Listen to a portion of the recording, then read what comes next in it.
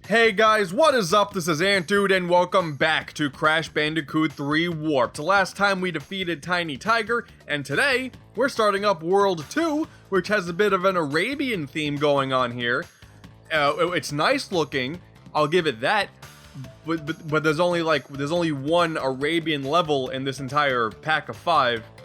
So it really has no impact on what we're about to go into, but again, it looks nice and that's what's important. In fact, we're going back to the medieval era first. So fine. I'm sure I'm gonna get, what do you think about it? Why must you continue to be a thorn in our side? What? Where was I? Tiny was a good fellow. He hated everyone and everything, but a good heart nonetheless. Please be more reasonable with my minions next time. I mean, to be fair, that was a very solid request. I mean, it's harkening back to Crash 2, where he was so nice to us. But yeah, I still don't trust him. Look at this little archway that we're in right now. Again, you don't really appreciate the little details, but that's a cool little starting point. And you can see again, there's a castle in the background. I'm sure that's where the end of the level is going to be. That's again, it's a neat touch. So welcome back to Toad Village. Basically, where it's basically the same as before, except now it's like a sunset.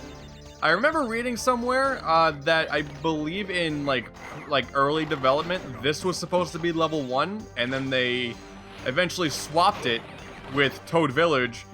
That could have been just something I read that didn't have any evidence to back it up, but if it is, then hey, I think their reasoning was that there are a few crates that you can only break by doing this, even though I think the normal the normal slamming can break them. I don't know what the reasoning could be, but that was something I read on the internet, so it could very easily be false.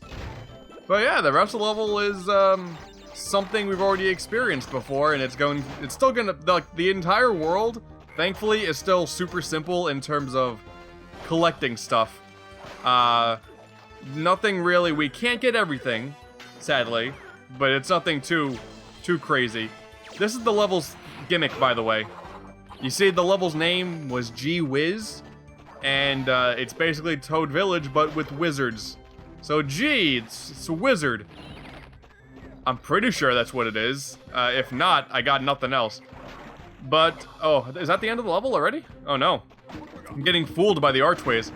Okay, that crate is going through. I'm not falling for that mistake again. I gotta be fast. Oh no, I can see it. I see the castle coming up. I still think that's honestly really cool.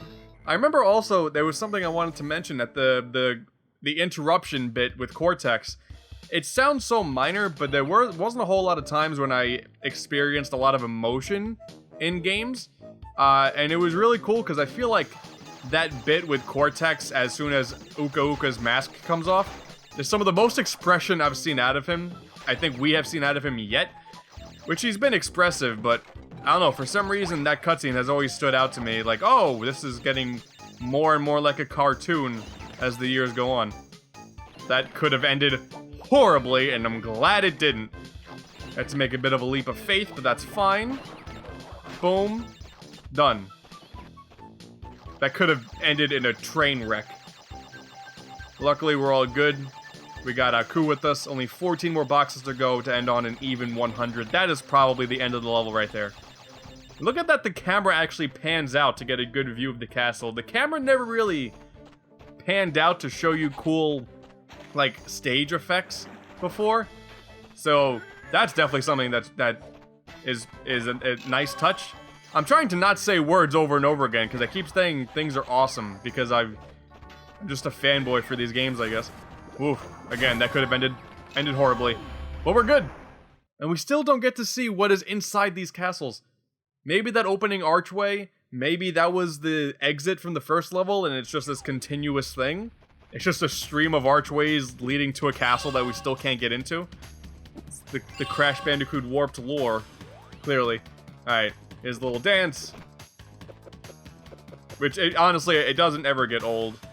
There you go. It is still always great to look at. Now we have the Arabian level. Oh, hey, look at that. It actually is a thing. It's time to hang 'em high.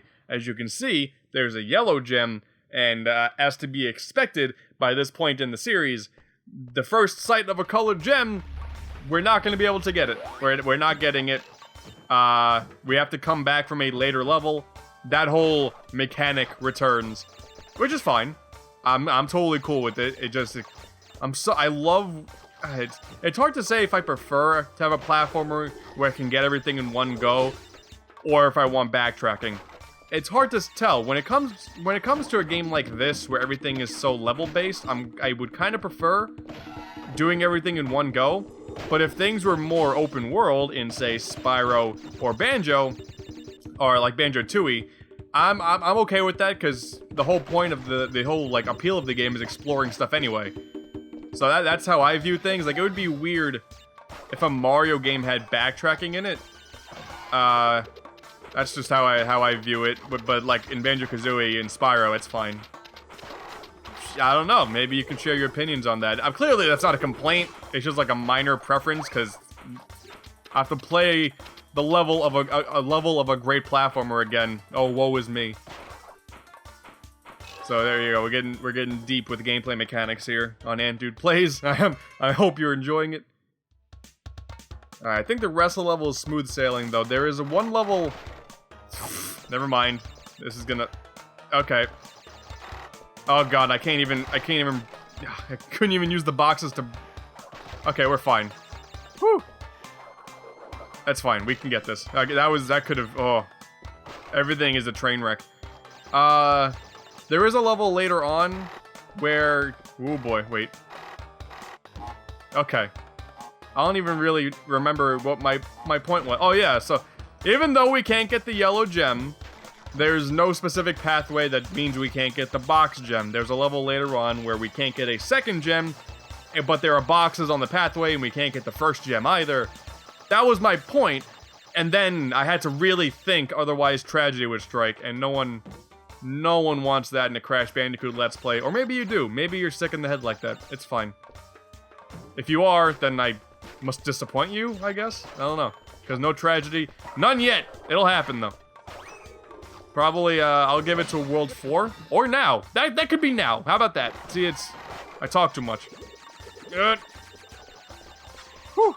Oh yeah, okay, so I always forget to actually talk about the game, because I've played this a dozen times. First off, there's the yellow gem.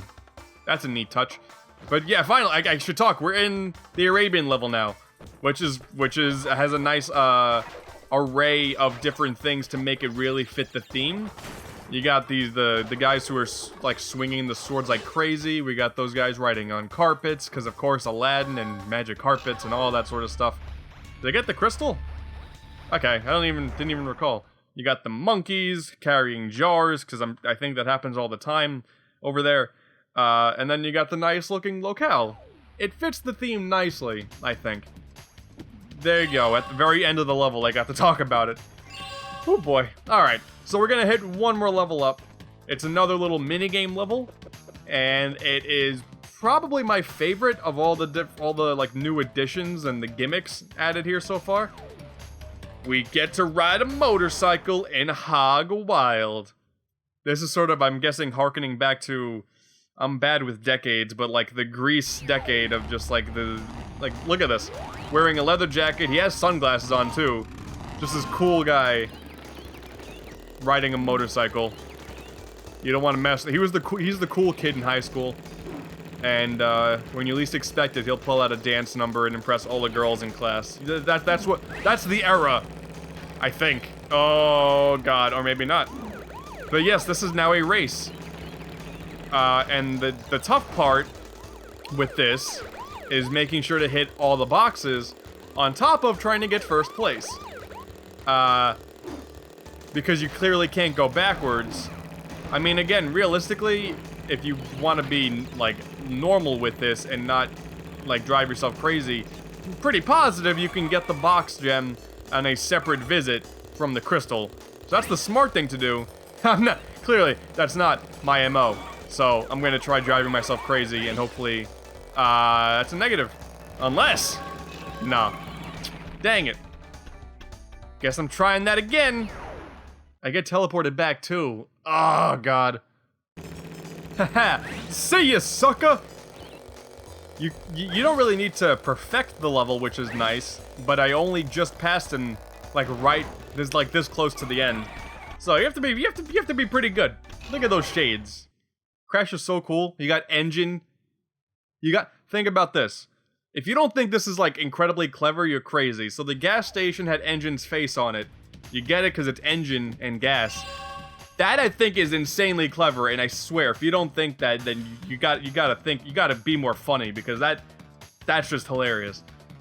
Okay, so that's gonna wrap up this episode of Crash Bandicoot 3 Warped. Next time we're gonna wrap this place up and take out whoever is in charge.